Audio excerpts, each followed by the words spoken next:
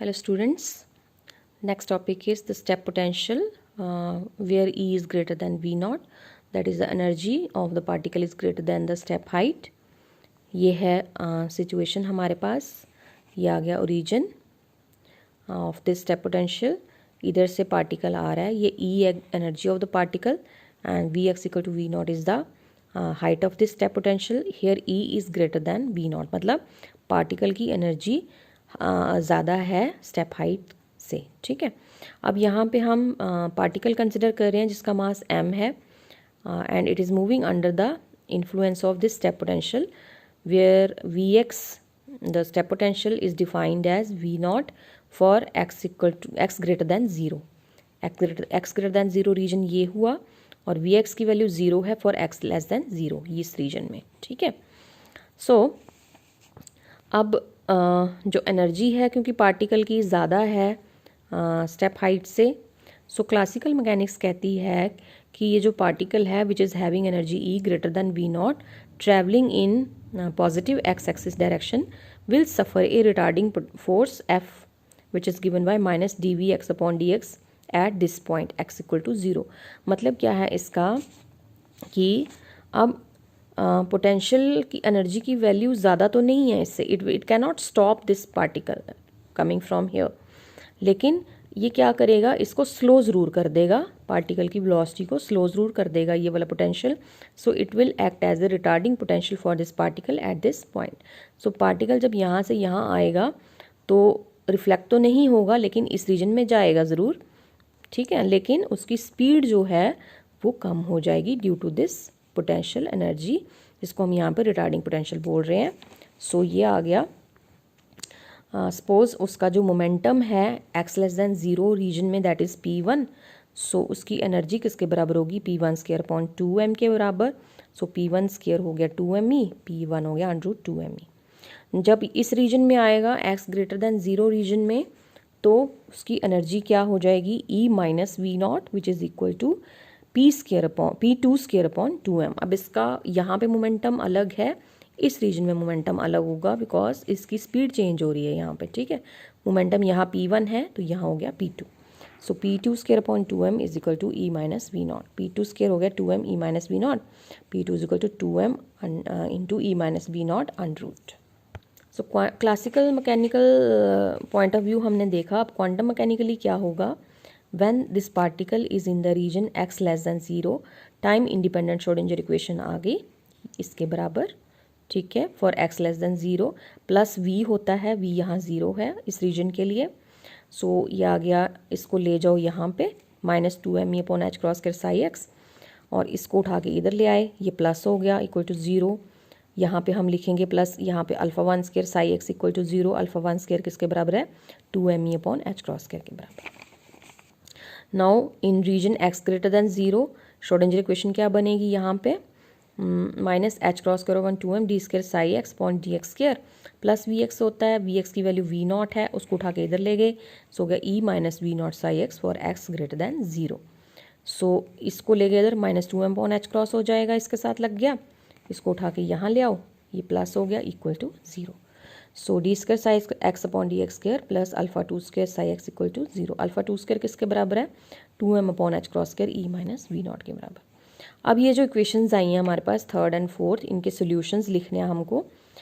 इसका सोल्यूशन है first reason के लिए है तो psi 1x equal to A E raise बार, यहाँ प्लस साइन है ना बीच में, सो ये जाएगा iota alpha 1x plus B E raise बार minus iota alpha 1x for x less than 0.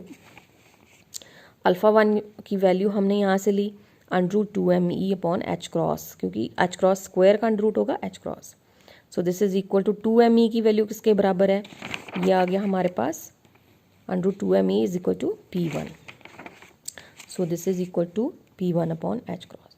और इस इक्वेशन का सोल्यूशन आया psi 2x equal to C E raise पार, यहाँ पे प्लस का साइन है तो iota alpha 2x plus D E raise पार minus iota alpha 2x for x greater than 0 where alpha 2 किसके बराबर है यहाँ से under root 2m E minus V naught upon H cross. ठीक है, और ये किसकी वैल्यू है, यहाँ से देखो P2 की वैल्यू. सो ये हमने यहाँ लिखा P2 अपॉन एच क्रॉस. अब जब यहाँ पे रीजन फर्स्ट से सेकंड में जा रहा है पार्टिकल, कोई रिफ्लेक्शन नहीं हो रही, ठीक है, यहाँ पे कोई रिफ्लेक्शन नहीं हो रही है। सो दैट मीन्स यहाँ पे ये जो टर्म हमने लिखी है सेकंड वाली टर्म, ये हमें बताती है रिफ्लेक्टेड टर्म, ठीक है। ये टर्म यहाँ पे क्या होगी, ज़ीरो के बराबर होगी, ठीक है, बिकॉज ये आगे एक फर्स्ट टर्म शो करती है इंसिडेंट टर्म, सेकंड शो करती है हमें रिफ्लेक्टेड टर्म शो करती है।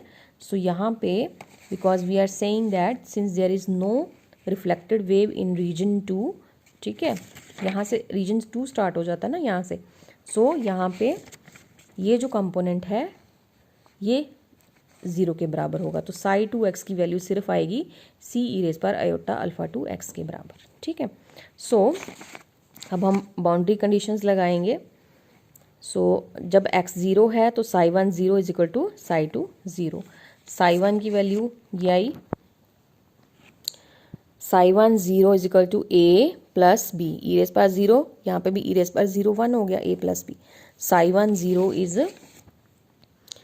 a plus B equal to psi 2 0। Psi 2 0 मतलब c की वैल्यू, सिर्फ c आएगा यहाँ से, ई रेज़ पर 0 हो गया 1। उसके बाद इनका जो डेरिवेटिव है at x equal to 0 D psi upon D X, वो भी क्या होगा, कंटिन्यूस होगा। So D psi 1x at x equal to 0 equal to D psi 2 upon D x at x equal to 0।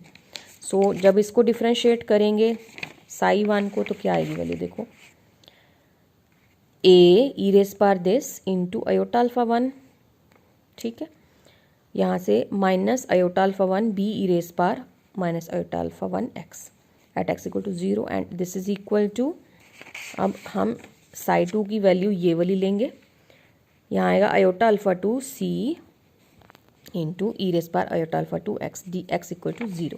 x equal to 0 put करेंगे जब यहाँ पे तो आएगा iota alpha 1 a minus iota alpha 1 b equal to iota alpha 2 c के बराबर। Iota alpha 1 बाहर, a minus B equal to ये आ गया इसके बराबर, iota iota cancel, a minus B equal to alpha 2 upon alpha 1 c के बराबर। Now adding these two equations, है ना, तो ऐड करेंगे तो यहाँ से आएगा 2a, ये ऐड कर रहे हैं हम, ये आ गया c प्लस ये अल्फ़ा 2 अपॉन अल्फ़ा 1 c, ये कट गए, 2a is equal to c common 1 plus alpha 2 upon alpha 1 c equal to c into alpha 1 plus alpha 2 upon alpha 1।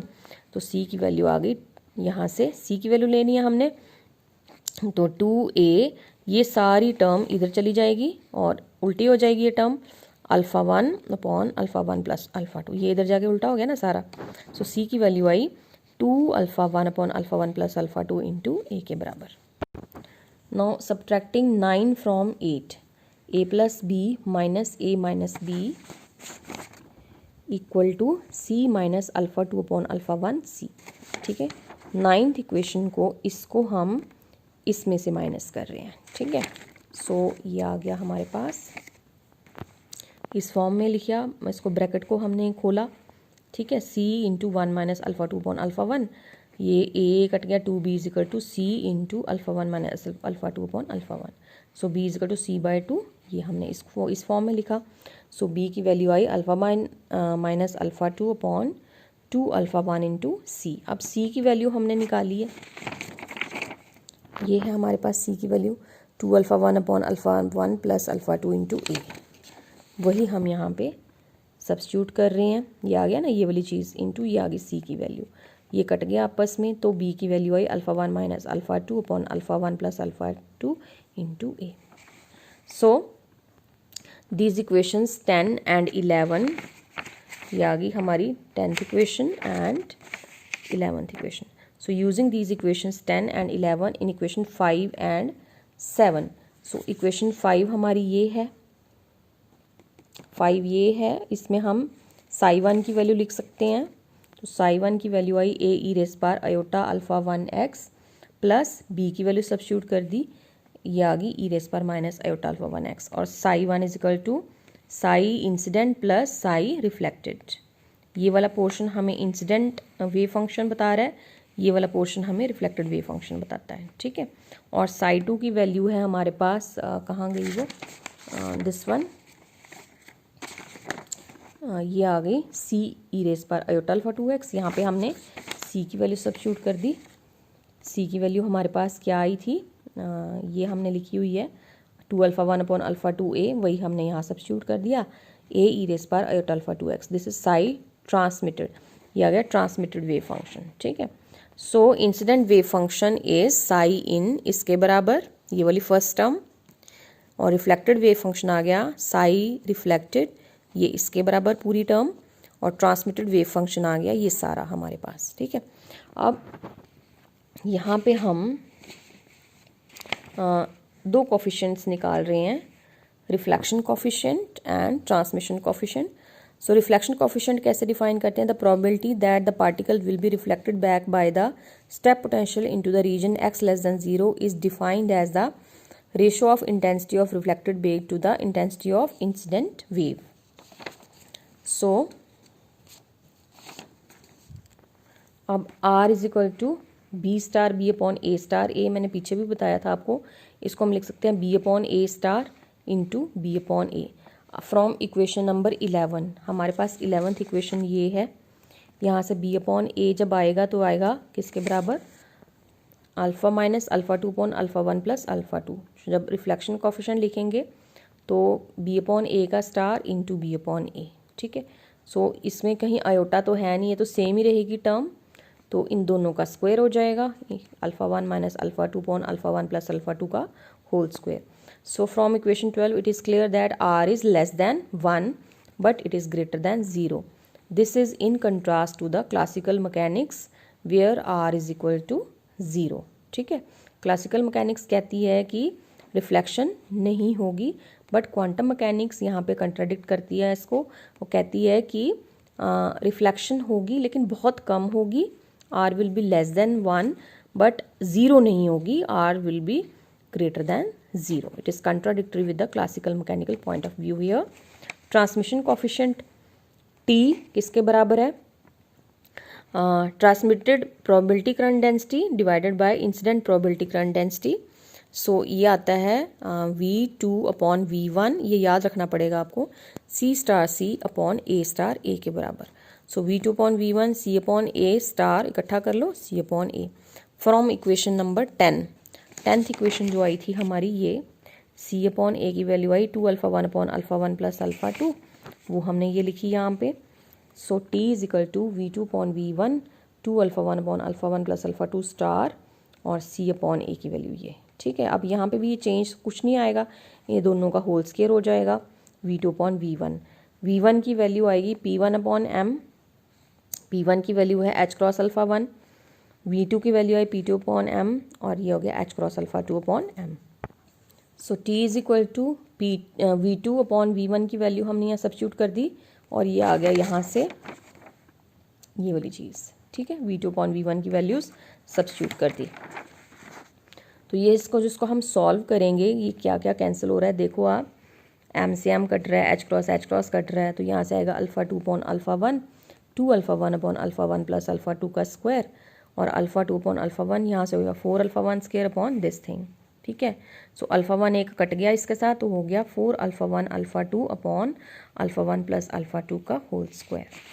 So from equations 12 and 13, 12 कौन सी आई हमारे पास, ये वाली, this one reflection coefficient, and जब इसको ये वाली देखो दूसरी इक्वेशन ट्रांसमिशन कोफिशिएंट, जब इन दोनों को हम ऐड करेंगे R प्लस टी, ये आ गई R की वैल्यू, आ गई T की वैल्यू, दोनों को ऐड करेंगे और यहाँ से हम सॉल्व करेंगे एलसीएम लेके, ये दोनों आ गई, दोनों टर्म्स आ गई, एलसीएम सेम है दोनों का।